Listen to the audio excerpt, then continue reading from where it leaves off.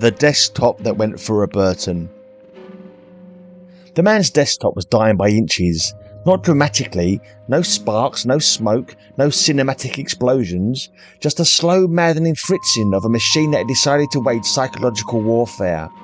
Random freezes, sudden reboots, files vanishing, the cursor drifting like it was drunk, fans spinning at 3 AM for no reason. He tried everything a normal rational human would try. New mouse, keyboard, power supply, even a new PC. The new one fritzed too.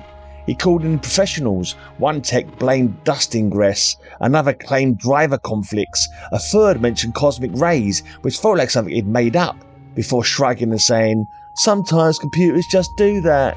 Nothing helped. The desktop continued its campaign of petty cruelty.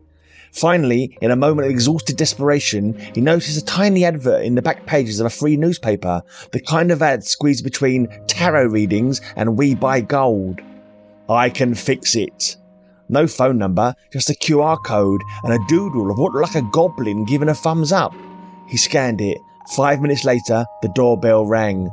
On the doorstep stood a very small, very old man. He looked like a dwarf, or possibly a gnome. His face looked like a walnut in both colour and texture. He wore a tool belt full of tiny hammers, a magnifying glass the size of a monocle, and a coat that smelled faintly of mushrooms and static electricity. "Right," the little man said, marching inside without waiting to be invited. "Where's the trouble?" The man blinked. The desktop, it keeps fritzing," the little man said, nodding. "Classic sign." "Of what?" The little man gave him a look, usually reserved for people who ask whether the moon is real. "Gremlins, obviously. Show me this desktop so I can quell the infestation." What? He produced a tiny pair of glass goggles from his coat. "Put these on." The man did, and suddenly he saw them. Tiny creatures no bigger than mice, scampering across his keyboard, sucking on USB ports, swinging from the monitor cables like drunken acrobats, doing unmentionable things to the port jacks. One of them was inside his PC case, kicking the RAM stick like it owed him money. The man screamed. The little old man sighed. "Humans, always dramatic." He uncorked a bottle labelled "Gremlin Be Gone."